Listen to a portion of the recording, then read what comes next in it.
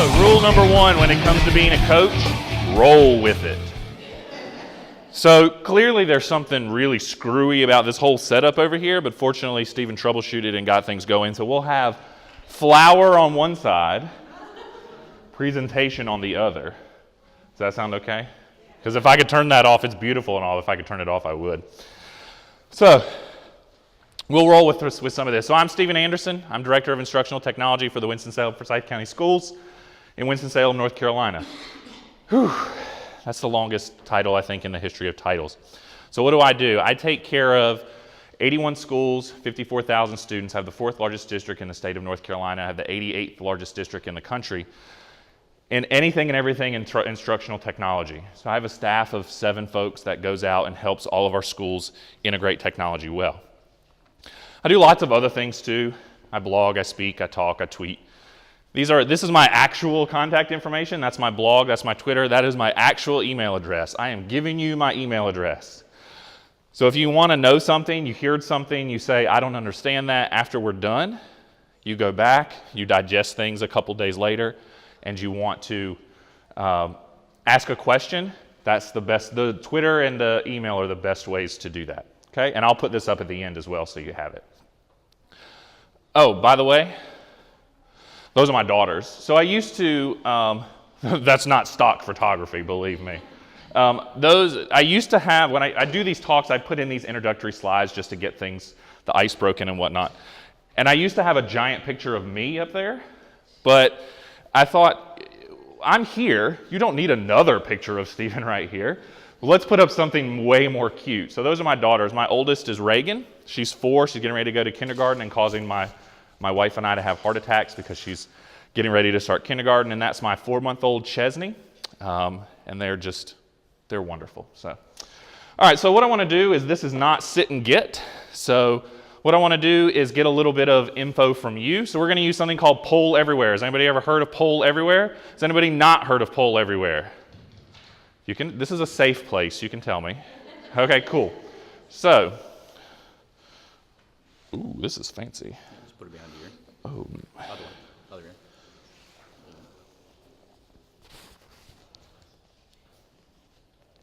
How about like that, the right way? That's upside down. Oh, is it really? I had it right the first time? So we're going to do Poll Everywhere. You should be good. Okay. Nobody? All right, let's do this the old-fashioned way then. So, all right, so you can do a selfie. We'll do this the old-fashioned. This will be fun. Again, being a coach means being adaptive.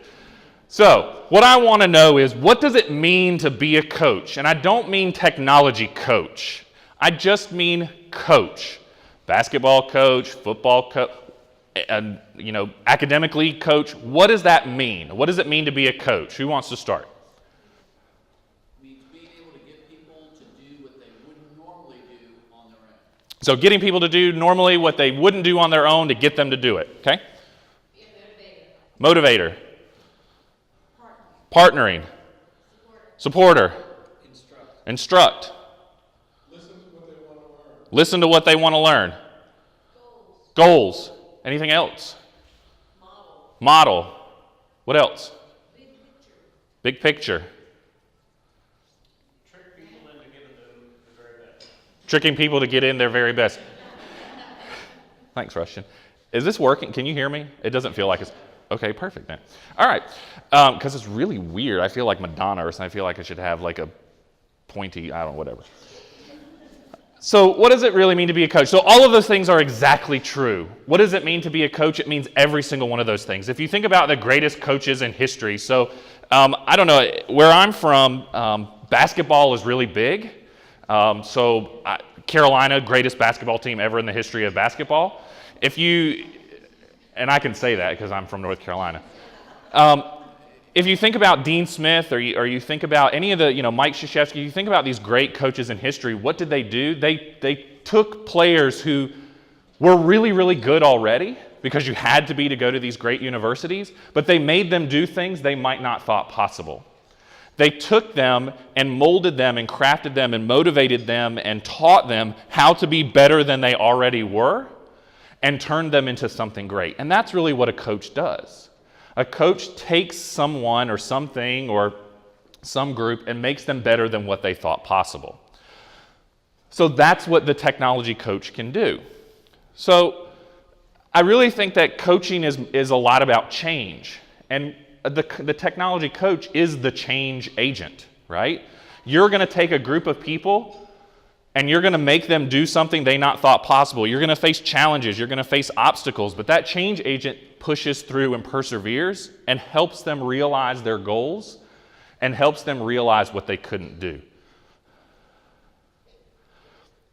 Coaching is not about, and what we won't talk about, is how to teach teachers what tool to use. So this is a great image. If you're on Twitter, you've probably seen this from my friend Bill Ferreter. This is an awesome image. We blew this up like huge, like 4 foot, and hung it in our office. So every day my folks go into their office and they see this. This is not what we do as coaches. We don't teach people how to use Animoto. We don't teach people how to start a blog. We don't teach people how to use Edmodo. We teach them why they should do those things. We work with them and help them understand why they should use a particular tool or why they should just use technology in general in their teaching. We want to help kids to find their own answers, to create new ideas. That's what technology is about anyway, right? So the job and the role of the coach isn't teaching how to, it's teaching why to. So about 2 years ago, I took over as Director of Instructional Technology. The year before that, we were sitting with my former director, and we were sitting in our conference room, and we were asking ourselves, what did we do right this year, but more importantly, how can we be better? And so as a group, we examined how we did professional development in general. And what we found was a lot of our staff was going to their schools at the beginning of the year, and they were saying, here, principal, here's what I can teach. So providing them a menu, here's what I can teach you this year. If it's not on that menu, sorry. And we looked at that and we said, we've got a lot of teachers who can do Excel really well. I cannot tell you how many times I have sat in an Excel workshop. Or I can remember sitting in Access. Why you should have Access in your classroom. You can use it to create a library of your classroom books. I can't tell you how many times I sat in those. Why you should use CPS, how you should use CPS. At the school I started teaching at, which now my wife teaches at, they've literally done clicker sessions 32 times over the course of the last 4 years. That's my fault. As director, that's my fault. And that's my coach's fault. Because we're not making it sticky. That professional development has to be sticky. You can do PD all day long, and you can teach people how to do things all day long. I could stop this session and we could easily do a how-to on something. There are sessions like that in the conference. You've seen them in the manual. How to do XYZ. And you'll probably go in there and the person will probably be an expert in that. But if you don't have that, we call it a hook in your closet. If you don't have that hook to hang it on in your mind, it's just going to fall off and it's going to fall away. So we have to make it sticky. So we have to move from the how to the why to. So ISTE, has anybody ever heard of ISTE? So ISTE has these National Education Technology Standards, and just recently they came out with the nets for coaches. I think they're really, really good. And if you are a coach or you work with coaches and you don't know about the nets, you will by the end of our session. Because they really exemplify what it means to be a coach in a school working with teachers and technology. And this just isn't working with teachers. This is working with kids. This is working with administrators. This is working with any group in our schools. So what we're going to look at is we're going to look at these 6 areas of the nets and look at how they work, what are the parts and pieces, and then how does that apply to being a coach. So what I did is I did something very elementary maybe, not if you're an elementary teacher, not to make offense, but so I took the nets and I ran them through Wordle, and what's the biggest word up there? Learning.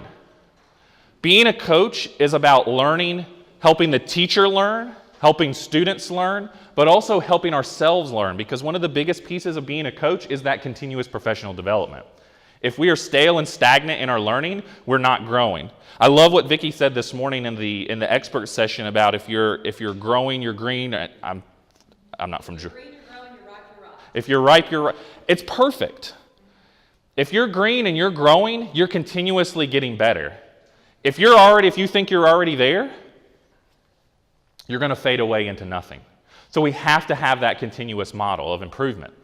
So let's begin by looking at the nets.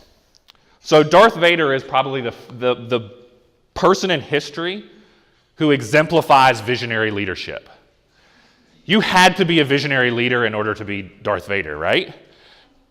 You have to lead a large group of people, and you had to build this huge Death Star in the middle of space, probably on a budget, because clearly by the sixth movie you saw it was only half complete. They probably ran out of money. Somebody was making some kind of budgetary decision. They couldn't get it up and running fast enough to get back to the rebellion. You had to be a visionary leader. You had to have that shared vision. And you have to help those that you lead have that vision as well. But you can't just dictate that vision. Those that you lead and those that you lead with have to be a part of that vision and be a part of that process. Having visionary leadership means strategic planning. So I'm sure Darth Vader just didn't gather all the materials for the Death Star and just say, oh, we'll just put them together and we'll just do it whenever. There had to be a timeline. There had to be this plan of what are we going to do and why are we going to do it and how are we going to accomplish it and what are our goals going to be and what are our self-checks going to be. Advocating for his program. He was all for the dark side. He even tried to convince his own son, you need to be on the dark side. Here's why. There's a really great Twitter account called, what's it called? Depressed Darth. One of the most amazing Twitter accounts you've ever seen. It's all about Darth Vader and how sad he is all the time that he didn't get Luke to convert to the dark side. And he tweets all the time, join the dark side, we have better cookies. Join the dark side, we have better cars. So it's all about program advocacy, advocating for what you want to accomplish in your program and what are the end goals that you're trying to accomplish with your program. Sustaining technology innovation, so it's not just, we're on the cusp, I think, of something really awesome in schools by having these maker spaces and by having the ability for kids to solve problems and be able to make stuff. I think the putting a 3D printer in every school, I think, is a really cool idea because kids see problems every day, and all they need are the means to create something tangible in order to solve that problem, and maker spaces allow them to do that.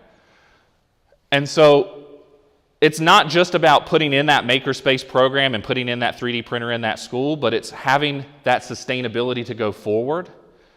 It's not about just doing something cool once and say, yep, we did that. It's about what are we going to do now? How are we going to sustain that? How are we going to push forward? How are we going to get better? And then managing the change process. So a coach who has visionary leadership manages the change process. I don't know about you, but my district changes every single day. One day between now and the end of the year, I'm going to walk into my district and I'm going to know whether or not I have $30 million extra in my program or I'm not going to have $30 million extra in my program. So we're a race to the top district finalist.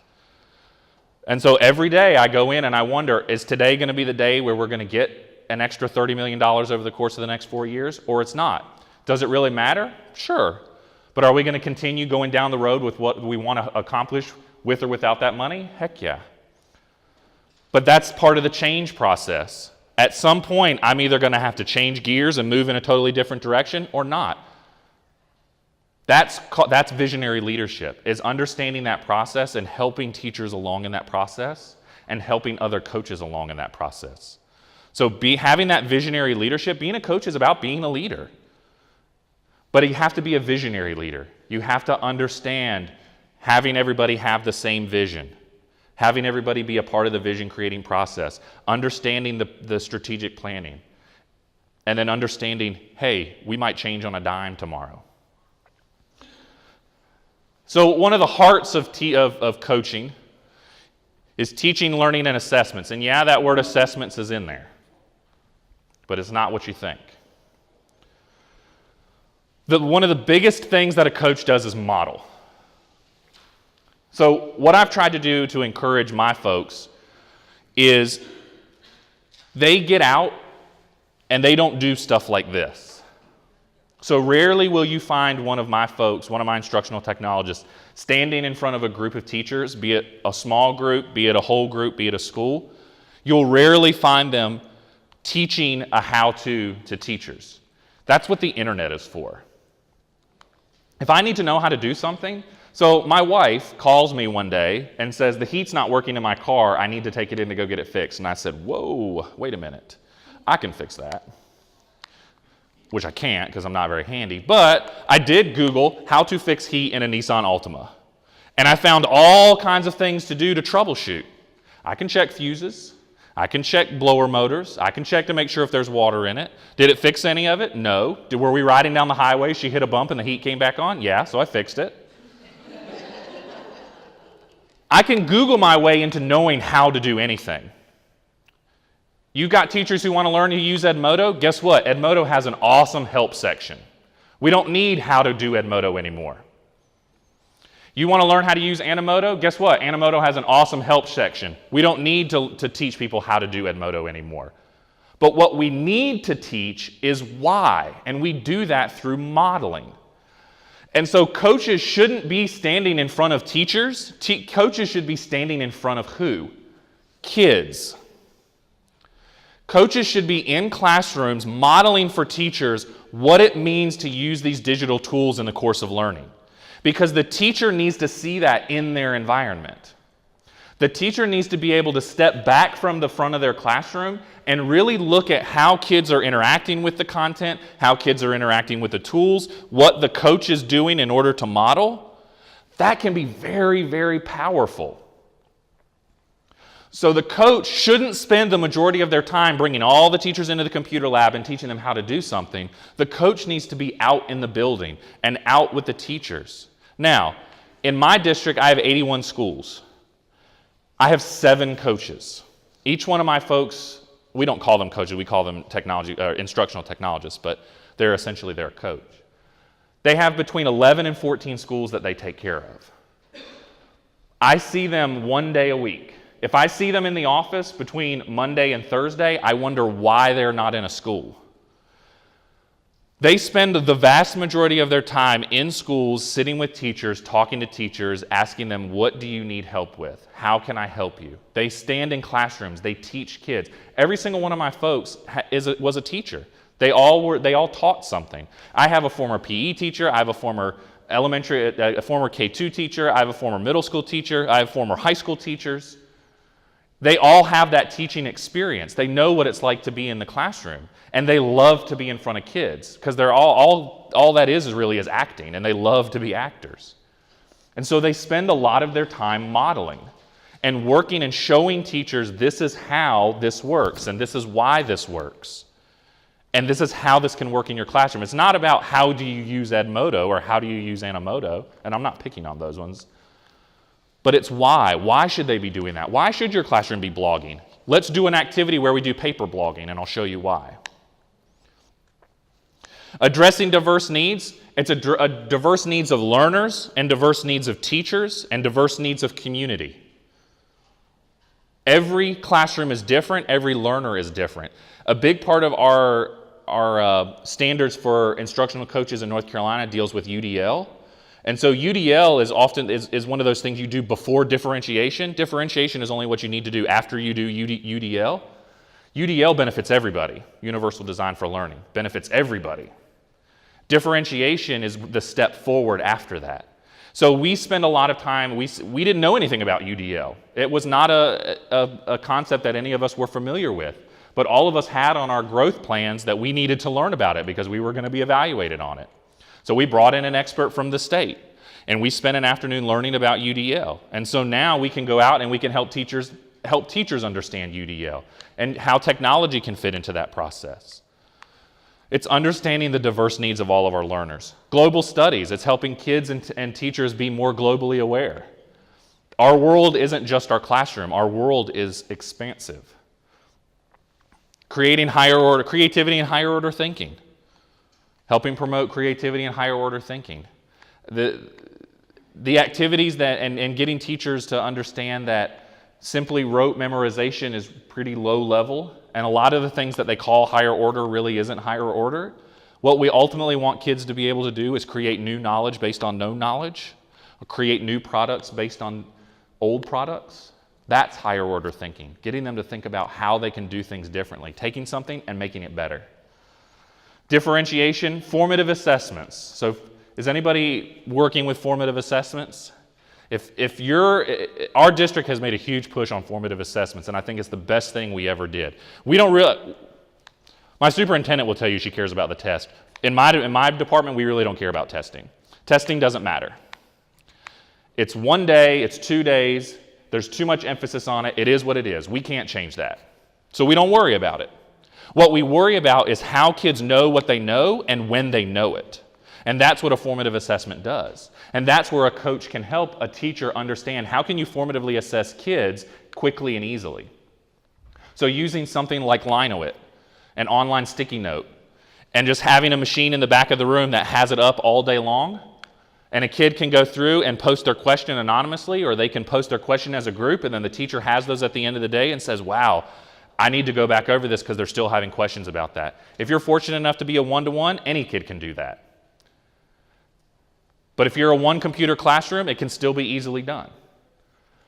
Using things like clickers or using things like online formative assessments like Socrative, helping them not understand how to use the tool, but how they can use it in the course of their formative assessment quickly and easily. We have a lot of clickers in our district. We're a Promethean district, so we use active expressions, and our teachers treat those things like if a kid touches them, they're going to break, and trust me, they're not. I do a lot of work with Promethean, and trust me, those things go through lots of testing. A kid can't break those things. And so we get them to put them out on the desk. Well, what if it walks away? Well, if it walks away, what's the kid going to do? They can't use it as a remote control. They can't do anything else with it. Why would it walk away? You put a little piece of Velcro on the desk. You put the Velcro on the back of the device. You put it on the desk. You look before the class is over. Yep. Do I see any black Velcro or do I see all orange active expressions? Done. Easy classroom management. But we get them out from underneath the cabinet. We get them out from underneath the bag to get them to understand that they can use these very quickly and easily in the course of their teaching. And then analyzing those results. Analyzing how, when we went in a model, having that session afterwards with that teacher. And looking at having that teacher ask questions. Well, why did you do this? How did you do that? We spend a lot of one-on-one time with teachers. Just breaking down how does it work in their classroom and how can it be better and why it works. This is a huge part of being a coach, and all of this goes back to in the classroom. This is not standing in front of a group of teachers. This is standing in the classroom in front of kids.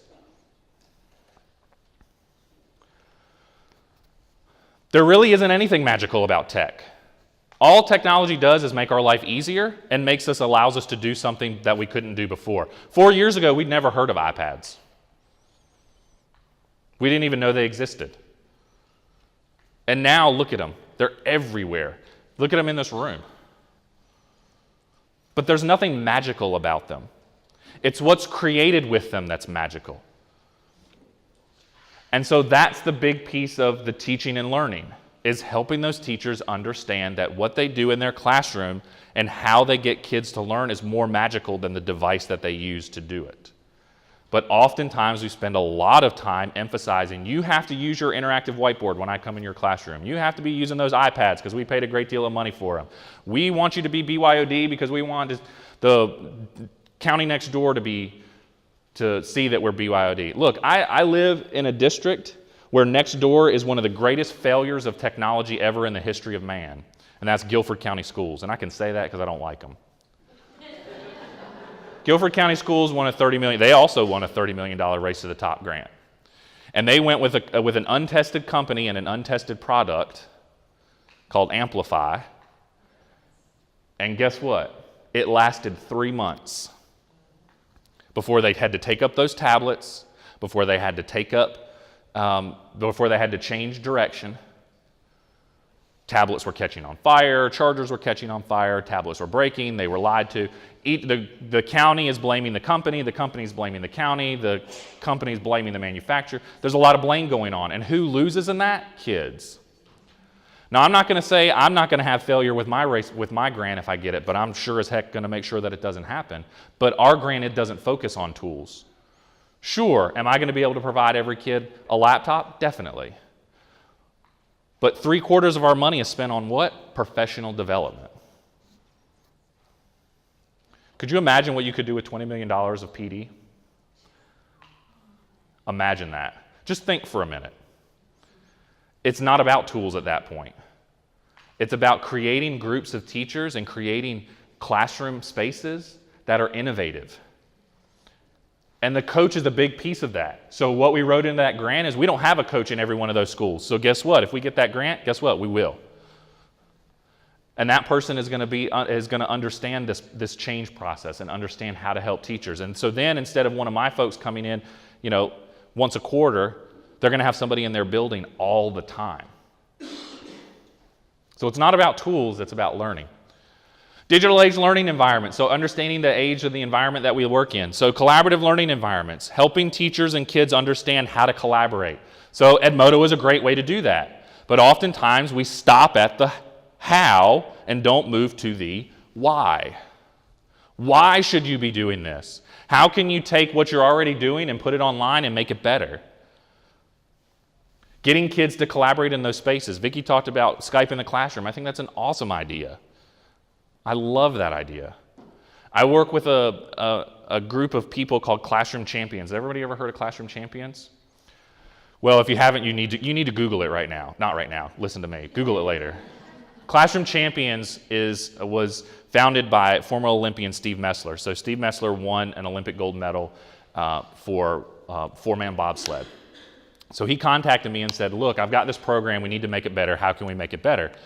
And so Steve and I have worked on, along with a whole host of other people, on taking classrooms of kids who have varying needs, low income, high diversity, high-end free and reduced lunch, putting technology in their classroom and pairing them with an Olympic athlete. And then that athlete teaches them about goal setting, teaches them about positive interaction with peers, and they Skype once a month with an Olympian. Well, what's happening in February? The Olympics. And guess what their Olympian's going to do? Is still going to Skype with them while they're at the Olympics. So I'm getting chills just talking about it. It's really awesome. And now we've moved into where all the other groups of kids who are involved in the program, so it's all through North America. So we have kids in Canada Skyping kids in the US. We have kids across the country Skyping each other. They're really learning about how global this world really is. So they're collaborating with each other on these projects, and they're starting to work on other things outside of Classroom Champions, all because they're a member of this program. But it doesn't have to be as complicated as that. It's actually pretty easy. Go on Skype in the classroom and find another classroom to do book talks with. Go on Twitter and find another teacher who's doing that. But as coaches, we have to understand how to guide those teachers through that process. So therefore, we have to be knowledgeable of those things. We have to understand how those things work. Using a variety of digital tools. So I'm bad for this. I get on one tool and that's all I use. We have to have variety is the spice of life. We have to show teachers that there are a variety of ways in order to accomplish our goals. So helping teachers understand that you don't have to do that one PowerPoint that has 14 slides, that has 3 bullets, that has this color and is this font. Showing teachers that there's multiple means of ways of understanding what students know and how they know it. Evaluating digital personal learning networks. Anybody ever heard that term PLN? Nobody? Oh.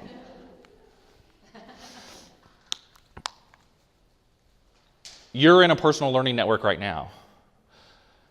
There are, I would count, but there's a lot of people here. You're in a network of, let's say, 100 people in here right now. There's a lot of knowledge in this room. There's a really famous saying, the wisdom of the room is the room. I could really just put up one question and we could just sit in a circle and just talk about it for the whole time. And the wisdom would come out of what everybody else is saying. That's what the personal learning network is. It's the wisdom of the room. I like to say, alone I'm smart, but together we're brilliant. And that's really true. So part of being that coach is not living in isolation. It's looking beyond ourselves and looking at what other people are doing and what other districts are doing and how we can learn from the good things that people are doing and from the failures that people have. And all fail means is first attempt in learning anyway, so it's an opportunity for me to learn from somebody else. But the only way I can do that is if I look beyond myself and I have that personal learning network. And that doesn't have to be through Twitter. As a person who uses Twitter a little bit, you don't have to do that through Twitter. It does not have to be that way. And you can quote me on that. A personal learning network is personal. Twitter might not be your thing. But find a community of people. VSTE has communities. My conference, NC TIAS, has communities. There are communities in Edmodo. There's the EDU PLN. There's Classroom 2.0. There's edweb.net. There are communities everywhere of people who are doing these things, who you can learn from in multiple methods and multiple ways. Find them. Find the people who are already connected and figure out how they got connected and apply it to you. Twitter is just the thing that works for me. I do lots of other things, but that's my personal learning network. It's not yours. That's the way that I choose to do it. But it's helping other coaches understand the need for the personal learning network, and it's helping teachers understand they've got to look beyond their classroom. They've got to get off their island. It's very easy to close that door and do whatever we want in the classroom and work and think in isolation, but the moment we open that door and we get off the island, amazing things happen. Being a good coach means being able to understand how to evaluate digital resources, why something works the way it does and how it can work better. My district is really good at breaking things. We break a lot of products. But we do that because we hope to make them better. But it's helping teachers understand and pick the right digital tools for their classroom. Maybe PowerPoint is the best option for what they want to do. Maybe it's not. I'm a big believer in the TPAC framework. Has everybody ever heard of TPAC? So there's a TPAC session here I think it's today or tomorrow. If you don't understand TPAC, you need to. TPAC briefly is just 3 domains. Every teacher has 3 domains of knowledge: content, pedagogy, and technology. Sometimes they intersect beautifully, sometimes they're whoppy-jawed. Teachers may have more understanding of content and pedagogy and less in technology. Sometimes, and you know these teachers, they're really good in technology, but not really good in pedagogy. But what TPAC allows us to do is understand how to better meet the needs of all 3 of those groups and make that intersection a lot stronger. And part of that is helping teachers figure out what is the right tool for the right time, for the right method. So we spend a lot of time working with teachers on evaluating the digital resources they're using in their classroom. They go to a conference like this and they hear all these really great things, but if they don't understand how to pick and choose the right ones for the right time, and they're just grasping at straws or they're trying to do too much, ultimately they're going to trip and fall, and we don't want them to do that. So as coaches, we need to help them understand, how do I evaluate digital resources? How do I pick and choose which ones are best for my classroom? Some people use the SAMR method of integration. But whatever method you use, whatever evaluation tool you use, it's helping teachers and coaching teachers into picking the right resources for their classroom. And then global communications, and that goes back to the PLN. But that's not just for teachers, that's kids too. Helping kids understand that they're part of a globally connected world. So these networks plug me in to smart people. And it's not just about Twitter. When I get plugged in, I get plugged into really smart people. And that's really what the digital age learning environments is all about. The biggest piece of that is the personal learning network. Because when I get plugged into that network of people, the knowledge is huge. You'll hear people say all the time, oh, before I had a PLN, I learned more from my PLN than I did in my graduate school. I don't know what that says about graduate school, but you hear people say that all the time. But it's true. There are tons of, there are people in this room who are way more brilliant than me. Trust me. But the fact that we're now connected, that we can have that conversation. So, somebody came up to me and was talking to me about BYOD today and said, hey, I've got this awesome blog post about BYOD. Do you want it? Heck yeah, I want it. I don't know everything there is to know about BYOD. And if I can learn from somebody else who's been there and done it before, so I can make changes if necessary, or so I can learn something new, heck yeah, I want that. And I wouldn't have had that had we not been in a session together. It wasn't through Twitter. It was because we met face to face. So Rushton was right in what he said this morning. If you didn't hear what he said, if you can, the one sure way to have a bad conference is to hold all that knowledge into you and not talk to anybody else. I would take it a step further and say, if you don't go back out of here and share with somebody else, you won't have a good conference either. You've got to share that knowledge, and that all goes back to that personal learning network. All right, so your own professional development, so the coach's professional development, and program evaluation. I'm a big believer in needs assessments. So remember I told you we used to have these menus that we would go out and we would hand to schools. And we would say, this is what I can teach you today. This is what I can teach you this year. And if it didn't fall in that menu, well then, sorry. We don't do that anymore. We do needs assessments. Every teacher completes a needs assessment. This year is a trial for us for this year. I had my folks develop needs assessment based on their schools. So they asked their schools questions based on what they thought were the needs of their schools. So I have one person who works with elementary, middle, and high. He did a needs assessment for each one of his schools, and each one of the needs assessments was different because each one of the schools was different. I have one person who just looked online at needs assessments and used that one, and then figured out halfway through what changes need to be made, and he made those changes, then he went back and redid it. But the point was that every one of my folks got an individual answer from every one of their teachers. And so now we take those needs assessments, and my folks create short-term and long-term goals for their schools. So short-term goals would be things that they can accomplish by the end of our second quarter, which is right after we get back from break. And then a long-term goal is something that they can look at the entire year. And it has to be actionable, and it has to be measurable. So they take these needs assessments, and what they're able to determine is what are the overall needs in the school? What are in general teachers telling us they need? And then what are individual teachers saying? So as coaches, we spend time with, in PLC meetings, we call them LTMs, we call them learning team meetings.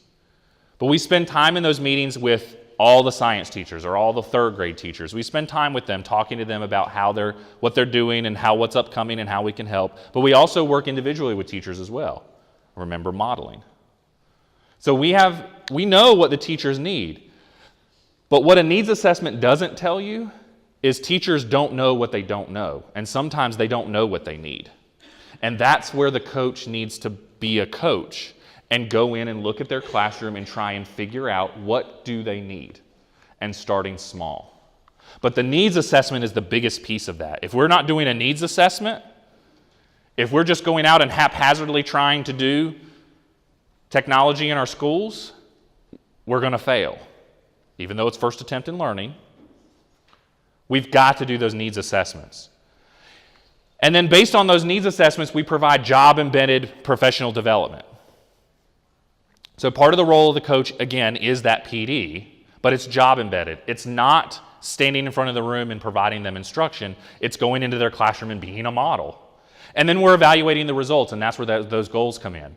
So we use a needs assessment from the Friday Institute, which is on the campus of NC State University. They have an instrument called the Lofty instrument. Look-fors and instructional tech. I'll pull it up because I can't remember. But anyway, so it's these needs assessments, and it's not long, and you could easily, and it's under Creative Commons, so you could use it and you can change it how you need to.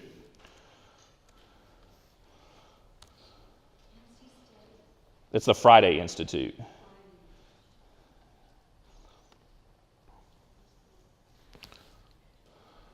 Let's see.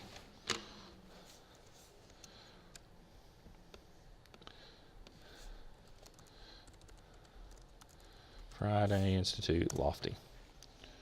Look for is an technology integration. So it's all under Creative Commons. Ask some basic background. You can use this for observation as well. Oh, you can't see it. I'm over here scrolling, and you're like, oh, you can see? No, you see a pretty view of the moon.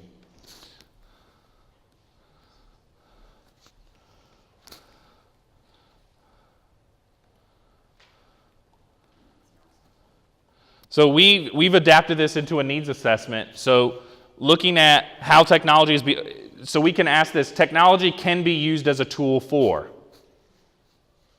So instead of technology is being used for, so this would be an observation, but we can change it into a needs assessment really easily.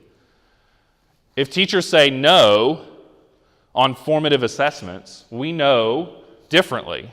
And so we can talk to teachers about the need to use technology in formative assessments and how they can do that. And maybe that's our goal. So for the first 18 weeks of school, we can have a goal in one of our schools with some of our teachers on using technology in the course of formative assessments. And then we go back and we can evaluate that, whether or not they're doing it and how effective it is. And if it is, then we can move on. If it's not, then we can create a new goal based on what we found out that it didn't work. And how can we move forward? So the Lofty instrument is really good. Can I ask a quick question? Yeah. Does this rest on any grade level tech competencies that are sort of routinely taught? Explain what you mean. Well, you said that teachers all participate in the needs assessment. So I'm thinking that that perhaps there is some kind of groundwork in terms of as you move through the grades, students learn this at this, grade level tech competencies. Those kind of vanished from our system when our state students stopped testing them. We really want to get back to something. So in North Carolina, every teacher is responsible for two sets of standards.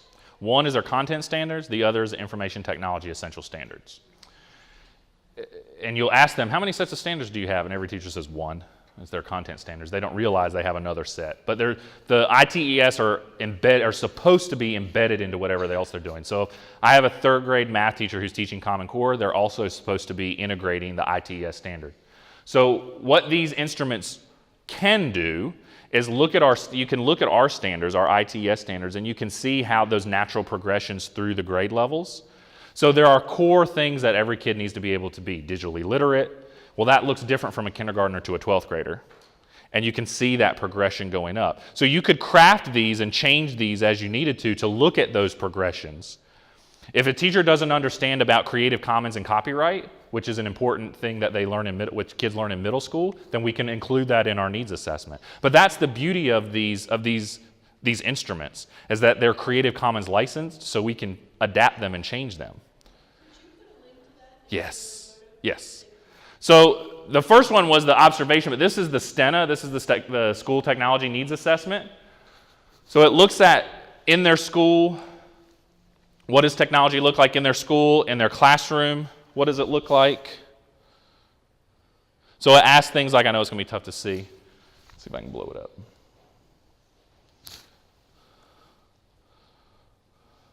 This is from UNCG. This is down the road. Supplemental sources are funding are actively pursued to support technology. These are really good high-level needs assessments. It gets down in the nitty-gritty, like individual digital tool use and things like that. But again, these are adaptable. But the whole point of all this is that we have to ask the questions first. We have to understand what the needs are before we can act on those needs. And if we don't ask the questions of what the needs are, then how are we going to know how to craft our program? How are we going to have that visionary leadership if we don't know what direction we need to take our program? We have to ask those questions first. So, really one of the biggest and easiest things you can do, you can walk away, is I don't know how your calendars work, but starting in the halfway point of the year, do a needs assessment so that you know the direction you can go for the rest of the school year. It doesn't have to be as complicated as the STENA. The STENA is huge. And really, you can partner with UNCG. All the schools in North Carolina, I don't know about outside of North Carolina, but we can partner with UNCG. They'll do this online. They'll generate a personal link for the school, and then every teacher can go in and do this at their leisure in a window of time, and then they compile all the results and send you a report and say, these are your areas of strength and these are your areas of weakness. But ultimately, you could really just take this and modify it and put it into a Google Doc and send out the link and say, hey, here's 10 questions I need you to answer so that we can do something for the rest of this year. And do a really easy needs assessment. But then if you're not evaluating those results, if you're not going back and you're not saying what were our goals and how did we meet those goals and what new goals do we need to set, then the needs assessment doesn't matter. So we use the needs assessment as a basis for planning for that visionary leadership, that strategic planning. And then we evaluate those results at the end. So there's the Stena. That's the look for, so observation tools. So we have a technology walkthrough that we use based on the Lofty. We can easily digitize it. Another piece, and this is in all the nets, digital citizenship. This is in every single one of the nets, and all of them basically say the same thing. Basically, ethically using technology appropriately. So we have to be using technology ethically as coaches, but teaching teachers and students how to ethically use technology. Promoting equitable access. So our BYOD program, the biggest barrier we have is equitable access, and it's not what you think. It's not with our poor schools. It's with our schools that are mired in the middle, we call them. Schools that aren't Title I but don't have a wealthy population, those are the ones where we're going to have barriers. So we have to figure out a way around that. Promoting the safe, healthy, legal, ethical use. Have you heard this story about this teacher that posted this picture to Instagram to try and get her kids to understand about this, and then it kind of just went crazy from there. People were using Photoshop and editing the picture. I think she had good intentions. I don't know that she went about it the right way.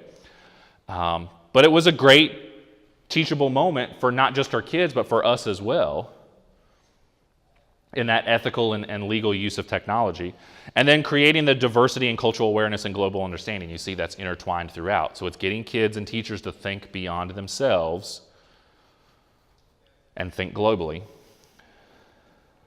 And then lastly, content knowledge and professional growth.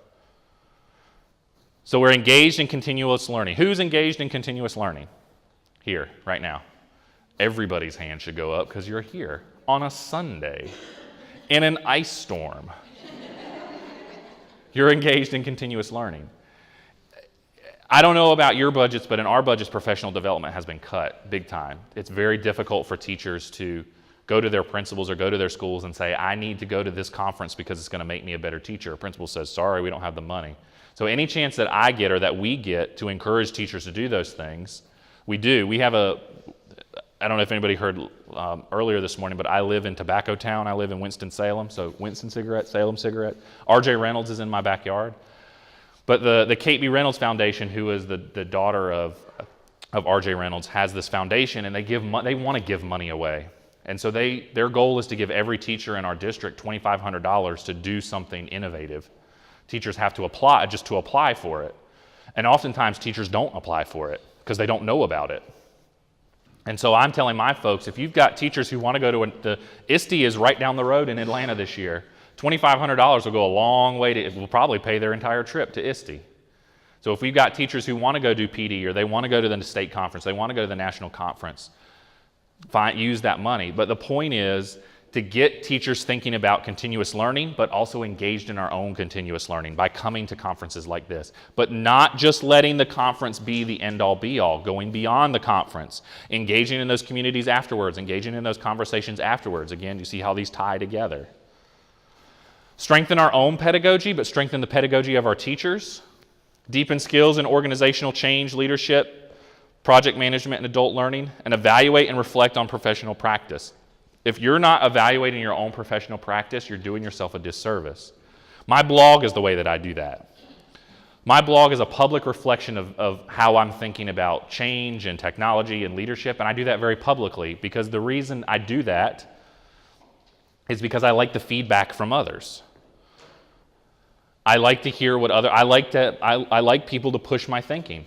I like people to comment on my blog and say, yeah, but did you think about this? Yeah, but I would do it this way. I love to have those conversations. That's how it makes me a better learner, is by learning from other people. So, we talked about a lot. There's a lot of things involved in being a coach. But really it can come down to three big things. Working with groups of teachers and modeling.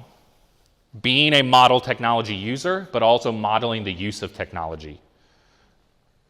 Teaching teachers to choose the most appropriate digital content and most appropriate digital tools for their classroom and why they should use them. And then working one-on-one with teachers in order to help them be better users of technology. I really think it can come down to those three things. And I'll leave you with this. Coaching is not what I'm about to show you. We will have days where we will struggle. We will have days where we will try to work with teachers or we will try to work with a teacher, and it will be a struggle. And I hope that you don't have days like this.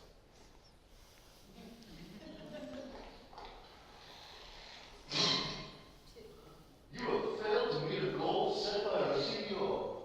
Do you mean the impossible goal, the ill-advised one, or the one you didn't tell me about? I figured out what's wrong with life. It's other people. It's easy when we're working with groups of people, especially adults, to set unobtainable goals, to set goals that we know but they don't know, but it's also really easy to go back and say, that person is just a piece of... Coaching is hard. If you ask Mike Krzyzewski and you ask Dean Smith and you ask these great coaches, they'll tell you it's not the easiest thing they've ever done. They'll tell you it's the hardest thing that they've ever done. Coaching is an unglorified position, but it's one of the positions that's most necessary in schools. Helping teachers be better than they thought they could be is one of the most important things that we can do as technology leaders. I'll post all these resources, probably tonight. Feel free to get in touch if you have a question. There's the picture. If you have a question, you have a comment, you have a concern, you want to know something more, feel free to reach out. I'll be here until tomorrow, and I hope to see you around. Thanks.